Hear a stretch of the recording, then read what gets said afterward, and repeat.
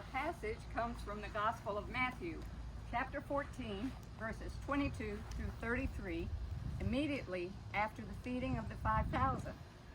The disciples had to be in awe, but also a little tired, and maybe needed a little time to regroup. Imagine that context as we listen now to the word of the Lord.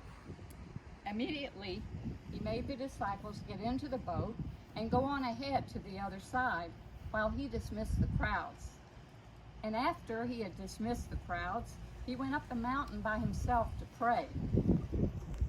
When evening came, he was there all alone. But by this time, the boat was battered by the waves and far from land, for the wind was against them. And early in the morning, he came walking toward them on the sea. But when the disciples saw him walking on the sea, they were terrified, saying, It's a ghost. It's a spirit. and they Help. cried out in fear. Help us. Help We're us, we're scared. scared.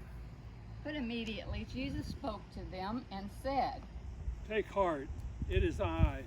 Do not be afraid. Peter answered him, Lord, if it is you, command me to come to you in the water. Jesus said. Come. So Peter got out of the boat, started walking on the water, and came toward Jesus. But when he noticed the strong wind, he became frightened and began to sink. Help me. He I'm cried sinking. out. Jesus immediately reached out his hand and caught him, saying to him, You of little faith, why did you doubt?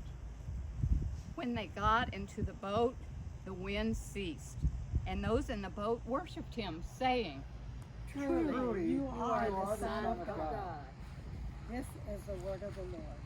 Thanks be to God.